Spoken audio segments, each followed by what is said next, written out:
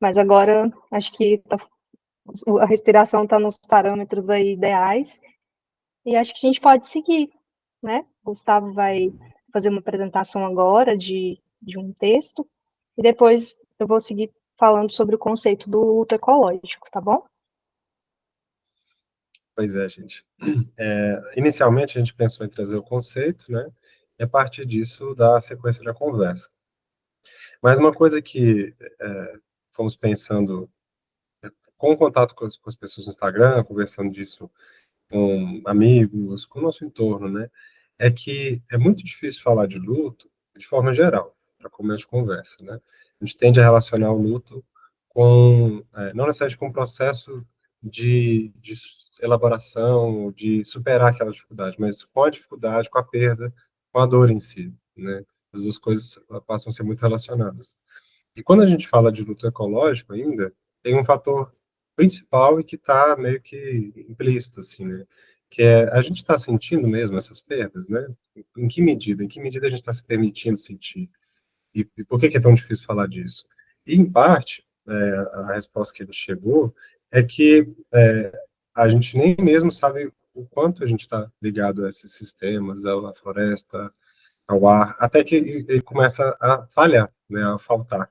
Até que o ar fica esfumaçado, até que a gente vê as labaredas de fogo. Então, é muito do sentir. E como a gente está, a maior parte de nós, né, em grandes centros, e centros que foram feitos justamente para nos dar um tipo de independência do mundo, né, a gente sentir que não está relacionado com nada, a não ser com a compra e venda das coisas,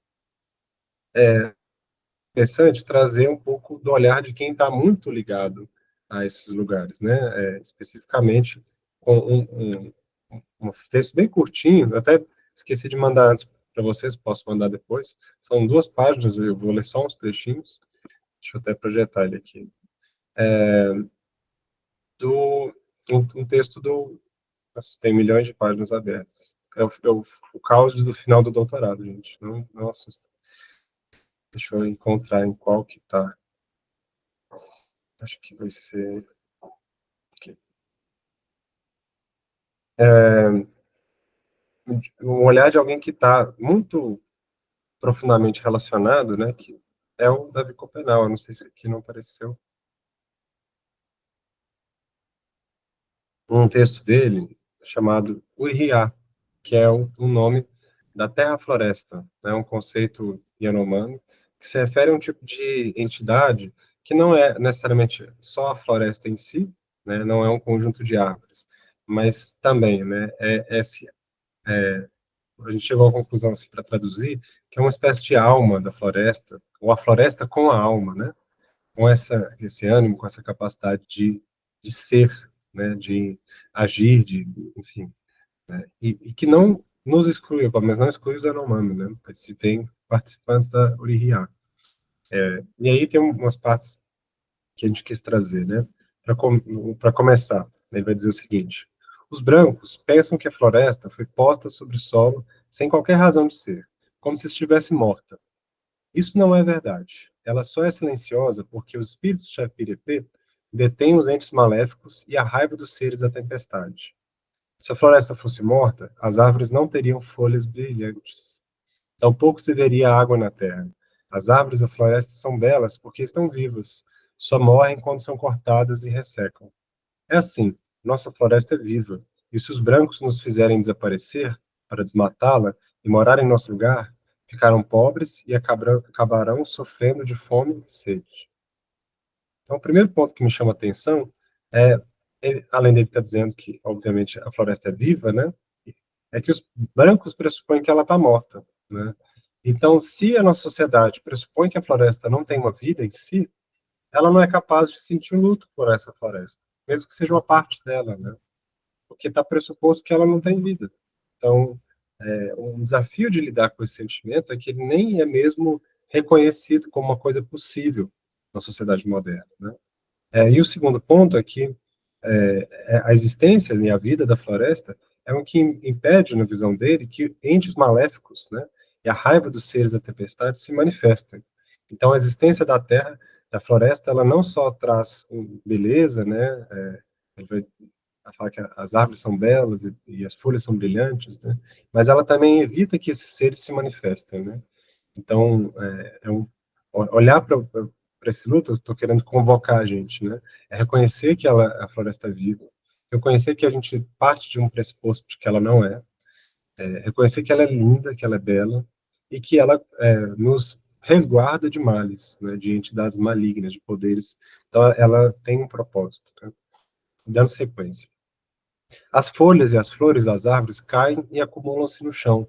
É o que dá cheiro e fertilidade à floresta.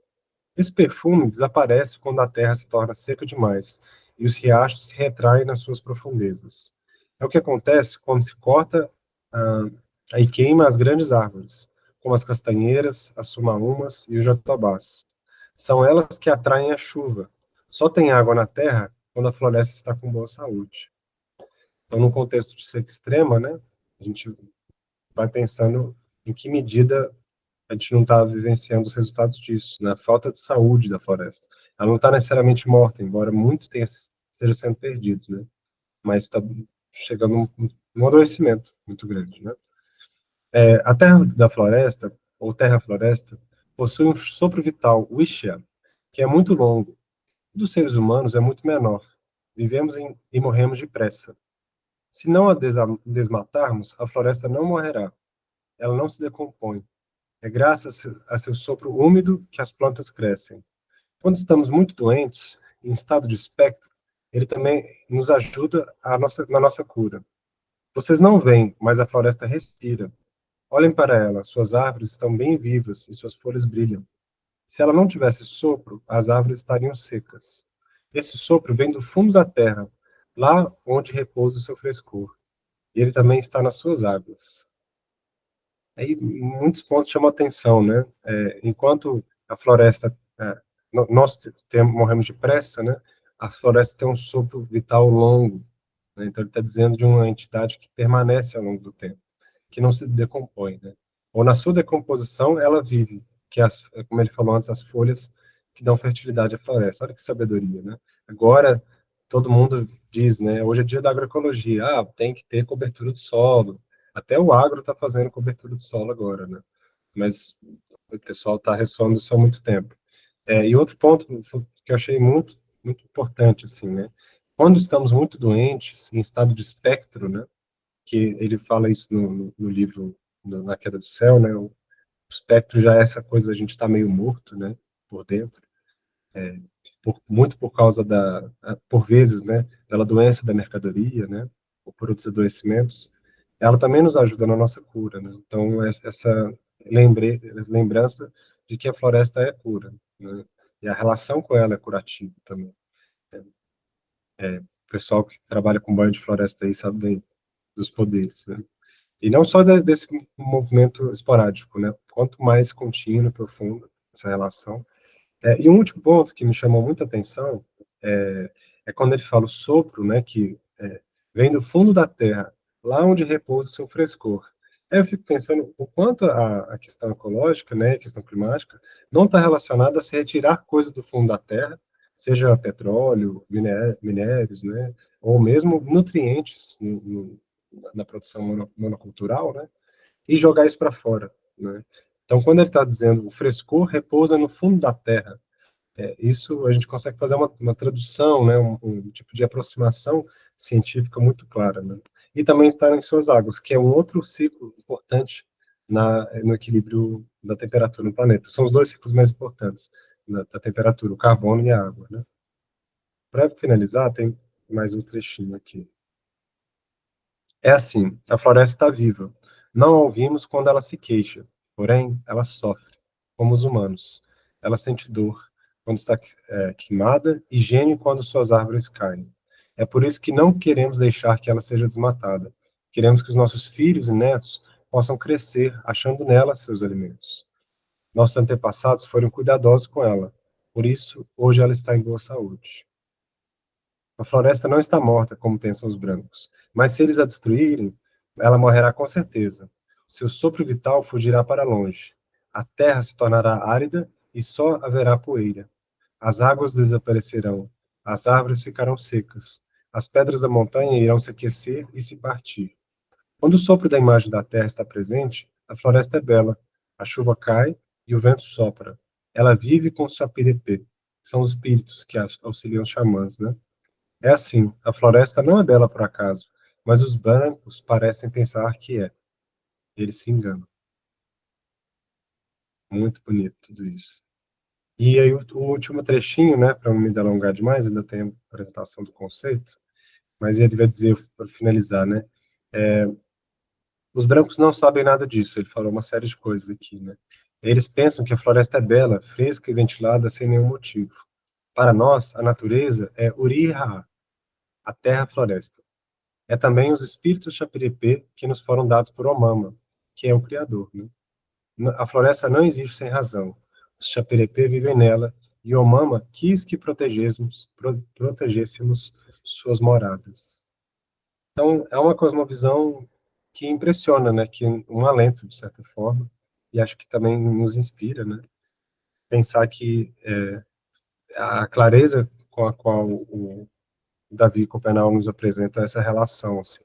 Então, eu quis trazer isso para a gente se relembrar, né? De alguma forma, acho que o canal é uma espécie de avô ancestral que nos cobre, né, com bênçãos, com essa clareza, né, e acho que assim a gente consegue começar a acessar esse sentimento, porque a gente não pode sentir a perda daquilo que a gente ainda não se sentiu pertencente, né, que não faz parte do nosso mundo. Então, se faz, aí sim a gente começa a sentir não só a dor, mas o amor também, né, a alegria disso. É isso que eu queria trazer agora, gente. E isso vai se conectar, então, com o conceito que a gente preparou, porque o luto, apesar de remeter a uma coisa muito dura, muito difícil, é falar de amor, né? É falar daquilo que nos afeta, daquilo que nos move. Então, a gente, o outro lado, né, da morte é o amor, é a vida. Ai, pode dar sequência aí para nós, então. Deixa eu tirar aqui do compartilhamento. Ah, e como eu falei, vou mandar no grupo, o pessoal que está no grupo, quem eu não entrou, vou mandar separado também, para poder ler. É um textinho curto, mas como vocês viram, é uma potência enorme, né? Gustavo, só um minuto. Esse é da Queda do Céu ou daquele Espírito da Floresta? Ou de nenhum? Então, esse é uma entrevista, é de outro ainda. É um livro que se chama A Terra Floresta, Uriha, do Albert e outro autor, eles escreveram sobre a visão da Terra-Floresta, mas a partir de uma visão um tanto quase científica também, se fazendo esse paralelo que eu acabei trazendo, né? E aí, logo no início, tem essa fala do Copenau, assim. É, é a introdução, a apresentação do livro mesmo, né? Ai, massa. E esse é um Tá conceito bom. que... Beleza. Esse é um conceito que me marcou muito, assim, porque geralmente eu vejo, eu estudo muito esse lance animista, assim, e eu vejo muita frequência falar-se de uma montanha, de um rio, né, mas o Uriah já traz um conceito mais abrangente, assim, que acaba incluindo várias dessas entidades, né, mas é um pouco mais diverso, um pouco, e que inclui também os Chapirepê, ele fala muito do papel do xamã e desses espíritos em animar a floresta e manter ela viva, né, manter ela dinâmica. Enfim, é um conceito complexo, assim, muito denso. Quem quiser mais, vou estar mandando esse texto. E de alguma forma, nos tira dessa visão moderna mesmo, né, de pensar a floresta como um amontoado de árvores, como uma coisa meio que é uma árvore vezes mil, né? Tipo, você multiplica aquela mesma coisa e não uma complexidade, né? Diversa, viva, enfim, com vários estratos e possibilidades de existência, né? Num lugar só e que a partir dela permitem outras existências, outros mundos nessa relação, pensar nos rios voadores, né? Em como boa parte do Brasil chove porque tem Amazônia, né? Ou porque tem um cerrado que absorve, né? Complementa a Amazônia, de certa forma. Isso é muito bonito. Enfim. E acho que com isso a gente consegue entrar no conceito em si, né? Vamos lá, que texto lindo. É até difícil falar de luto agora, depois de ouvir palavras tão bonitas, né, do Davi. Mas vamos lá, né? Acho que uma coisa complementa a outra, de certa forma. E acho que falar de luto na nossa sociedade é um tabu gigante, né? Não tem espaço, como o Gustavo mencionou. E para aqueles que vivenciam o luto, né, também acaba existindo também um sentimento de inadequação muito grande, que é um sentimento que eu percebo muito presente na fala, né, de todos aqui, né? A gente, quando fala de parecer louco ao conversar com as outras pessoas, a gente está falando de um sentimento de inadequação. É tão diferente aquilo que eu estou escolhendo olhar, né, aquilo que eu estou conseguindo perceber através da minha sensibilidade, que ao conversar isso com outras pessoas que não estão nesse lugar de sensibilidade, abertos a essa sensibilidade, eu me pareço louco, né? Pareço uma pessoa doida que não me encaixo aqui nesses contextos relacionais.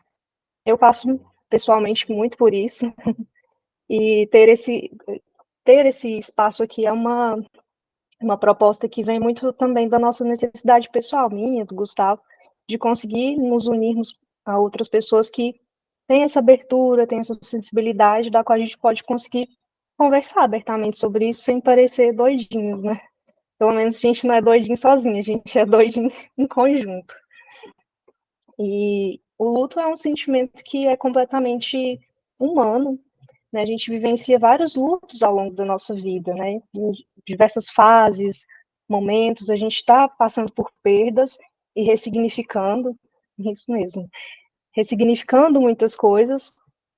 Então, ele é muito presente, só que a gente, na nossa sociedade moderna, a gente é instruído a não olhar para as sombras, né? A não olhar para aquela parte que é incômoda, para aquilo que é difícil.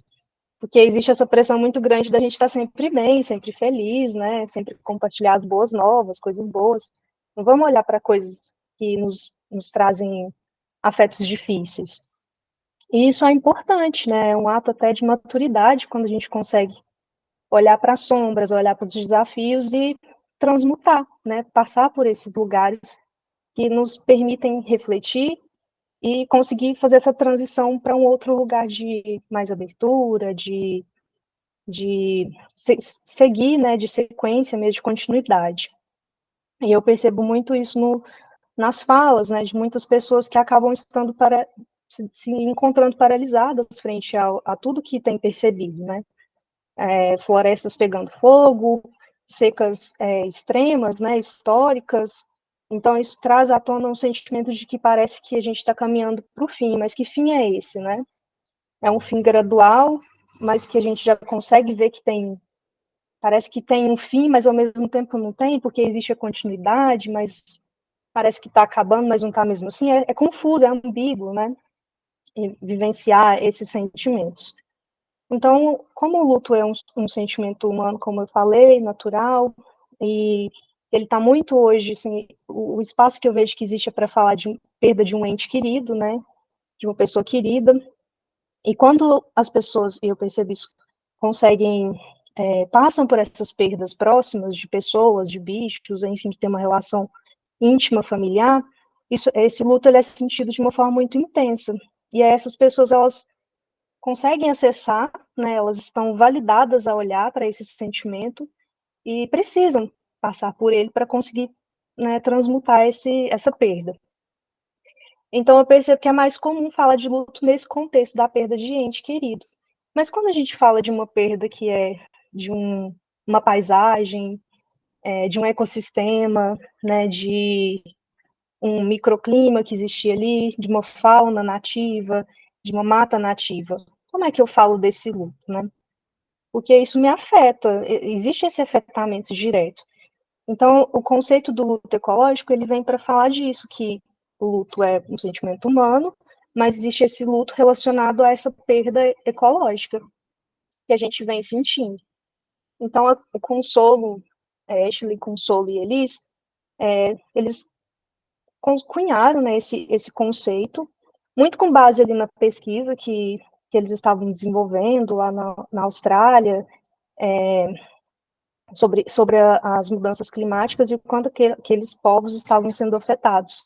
Mas, para além disso, como os estudiosos que olham para essa questão, isso em qualquer lugar do planeta, acabam entrando em contato com esse mal-estar, porque acho que a Isabela, né, comentou, que ela acessa ali os relatórios, né, ela acessa as informações antes mesmo disso chegar na mídia, né, ao conhecimento de outras pessoas, e o quanto isso a afeta.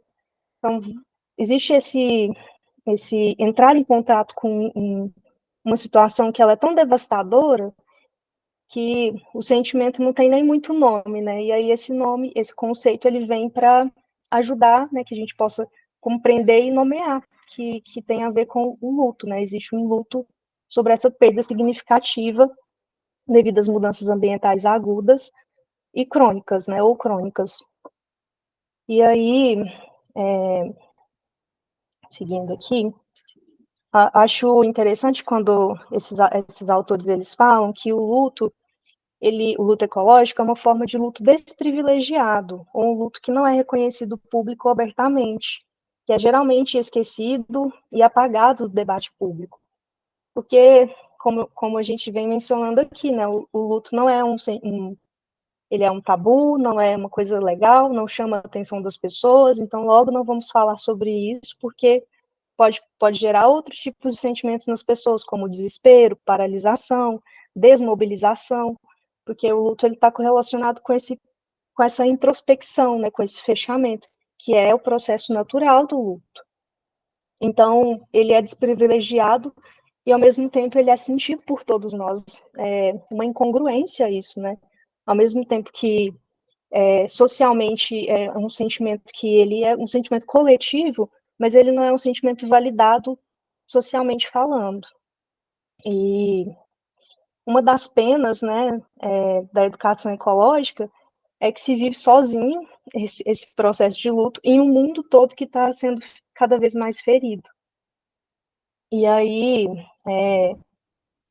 acho que eu quero compartilhar uma situação aqui. Esse ano eu vivenciei um processo de luto, perdi uma pessoa muito próxima e eu não tinha passado por isso antes, mas eu já vinha sentindo luto ecológico antes, que é relacionado a essa perda, às mudanças, né, que vem acontecendo aqui na região onde eu moro. Eu cresci vendo muitas paisagens e hoje as paisagens, né, as matas, foi tudo foi desmatado e deu lugar a monocultivo. E aí, isso é uma coisa que sempre me inquietou. O bairro onde eu cresci, onde eu brincava, né, as matas que eu brincava, hoje deu lugar a uma favela, sabe? Essa marginalização social da minha cidade, e não só da minha cidade, eu sei que isso é a realidade em muitos lugares. Então, aquele espaço natural perdeu aquela beleza para dar lugar a um outro tipo de espaço que tem a ver com uma higienização social. Então, isso é muito problemático. E aí eu entendi, né, com os meus estudos, que esse sentimento de me sentir em casa, mas não me sentir totalmente em casa, se chama solastalgia, que é esse lugar que eu acesso de eu vou para aquele lugar, vou lá visitar os meus avós, né, nesse exemplo. Visito os meus avós, a casa que eu cresci, e quando eu olho lá para aquela paisagem que eu sempre olhava, que eu brincava, aquela paisagem não existe mais. Então, eu estou numa casa que ela é familiar, mas ao mesmo tempo aquele espaço não é mais familiar para mim. Então, esse é um sentimento de solastalgia, que ele complementa muito, né? Ele dá uma complementação ao luto ecológico também, e esse conceito foi cunhado pelo Glenn Albrecht, acho que é assim que fala. E, e aí, enfim, aí voltando para essa questão do luto. Então, quando eu vivenciei esse processo de perda, eu consegui ter ainda mais clareza sobre como esse luto ecológico profundo, que não vem a público, ele é intenso e difícil de ser olhado, porque é desafiador a gente vivenciar isso sozinho no processo individual. Mas quando se trata de um processo que é ecológico, né, nessa profundidade tão grande, se torna complexo acessar isso e falar sobre isso com espaço, né, para chegar a alguma compreensão de que isso que eu estou vivenciando não é uma coisa que eu não sou doida por estar percebendo isso dessa forma, porque ele se correlaciona com outro tipo de luto que eu vivencio. Não sei se está fazendo sentido para vocês, gente. Que eu quis compartilhar isso que eu tenho, a minha experiência, né, o que eu vivenciei, para ilustrar um pouco melhor esse conceito, porque eu acho denso o conceito, apesar dele parecer simples, ele não é, né? E senti-lo e acessá-lo é um tanto complexo. Mas eu acho que é isso. Deixa eu ver que eu não tinha preparado mais aqui para falar. Acho que eu vou te dar espaço para você falar também, para complementar, Gustavo. Tá, muito bom. Bom te ouvir, não sabia que você ia trazer um pouco de si, né, do que a gente vivenciou, principalmente você, esse ano, né, um ano de que, nesse processo todo, de alguma forma, a gente aprendeu mais sobre o luto, né, é, a Raina comentou, mas o padrasto dela faleceu esse ano, e além da perda dele, que foi muito repentina, a gente estava um final de semana antes plantando árvores no sítio com ele, dias antes mesmo, ele mostrando a mãe o manejo, né, de plantio, assim, então ficou muito marcada essa cena, porque eu até comentei com algumas pessoas na época, né, quem planta árvores não está pensando em falecer, né, tá imaginando que vai ter tempo aí. Então, foi em 2 finais de semana, mais de 40 árvores lá no sítio, e ao mesmo tempo o sítio também se perdeu, de certa forma, porque ele que era o mais motivado ali, e a gente também lidou com essa perda, né, do espaço que a gente estava podendo plantar e começar trabalhos agroflorestais e tal. Mas, enfim, por outro lado, isso me ensinou muito, porque quando a Rai traz, né, comentário de que o luto ecológico é desprivilegiado, em grande medida porque a gente não tem esses espaços no nosso radar de afetos, né? A gente geralmente não direciona com clareza isso. E não faz isso porque existe toda uma estrutura social epistêmica, né, uma forma de pensar o mundo, né, epistemológica, de pensar ou conhecer o mundo, que pressupõe que esses espaços não estão no nosso alcance de afetos mesmo, né? E por isso que povos indígenas, pessoas que vivem, por exemplo, de forma mais tradicional, ou mesmo em fazendas, tem tanto para falar sobre isso, né? Essas uma das autoras desse artigo, né, a Consolo, que o Ellis estudou a Austrália e a Consolo estudou os povos Inuit, né, no norte do Canadá, ali, né, quase na região da Groenlândia, né. Então, ela está vendo meio que antecipadamente o que a gente deve vivenciar, porque lá eles já tiveram 6 graus de aquecimento. É o lugar mais sensível às alterações do clima no planeta. Então, de certa forma, já é um retrato do futuro, né? E eu tenho algumas falas interessantes, assim, marcantes, que eu vi numa palestra dela, né? Que ela vai trazer um senhor, né? Um sábio, um ancião do povo Inuit, falando: nós somos o povo do gelo, né? Do mar congelado, do sea ice. O que vai acontecer quando não tiver mais gelo, né? Quem que nós vamos ser? Então, isso já antecipa uma coisa que eu vou entrar aqui, né? Que são 3 aspectos do luto ecológico, que a gente pode dizer, né? O primeiro são as perdas físicas, os ecossistemas, as paisagens, né? Aquele local em si, e é isso que a gente geralmente mais se atenta, né? Porque é mais contábil, né? Então, nos relatórios da ONU, em pesquisa de forma geral, você vai encontrar muito mais dados sobre isso, né? O que se perdeu, assim, como é que a gente, quantas espécies e tal, né? Tem um cálculo mais quantitativo, né? Mas, por outro lado, tem perdas também de conhecimento e identidade, né? Conhecimento ambiental, digamos assim, né? Que tem a ver com esse conhecimento de quando plantar, quando colher. Me marcou muito o Henrique falando, né? Quando chove, chove no meu aniversário, né? Então, existe um lance de identificação. A chuva marca meu nascimento, né? No meu caso é o frio, né? Eu nasci em maio, então começa a esfriar e meu aniversário geralmente é frio. E não tem sido muito frio mais também. Então, essas passagens, né, que para alguns povos tradicionais está por todo lado, e para a gente, às vezes, a gente encontra uma coisa na vida ou outra que marca mais, né? E também até mesmo capacidade dessas pessoas de se proverem a sua vida, né? De conseguirem caçar, plantar, enfim. Então, tem esse aspecto que não é quantitativo. Não cabe muito nos relatórios falar sobre isso, né? E que é tão importante ou mais, né? E, por fim, tem um terceiro aspecto que talvez seja o mais difícil de todos, pelo menos foi para mim por muito tempo, por estar estudando muito projeções, a criação dos, como fala, daqueles dados da modelagem climática, né? Ficar lendo diferentes projeções da ONU. Vamos ver a mais otimista, a mediana, a pior, e vamos pensar como que vai ser o mundo a partir desses cenários, né? Isso é muito angustiante, porque, primeiro porque é um talvez, é um grande talvez dentro de uma margem de erro, né? E segundo porque é uma perda de algo que ainda não aconteceu, né? De algo que está por vir. Então, diferente de um luto tradicional, que tem a perda, a gente lida com aquilo e meio que segue em frente em algum momento, né? A gente não tem essa passagem, não acaba, não chega o fim, a perda mesmo, ela está continuamente acontecendo, né? E é um impacto maior, principalmente para jovens e crianças, né? Que tem uma perspectiva maior, mais alongada, né? E menos agências sobre tudo isso. Então, esse aspecto dos futuros estágio terminal, sim. Porque é interessante, a gente sabe que as coisas, vou entrar um pouco nisso, assim, né? Uma coisa que eu dedico muita reflexão. A gente sabe que existe um pioramento das condições de vida, né? Que a habitabilidade está sendo erodida, né? Mas a gente não sabe a velocidade disso exatamente. Até agora, o que a ciência tem feito é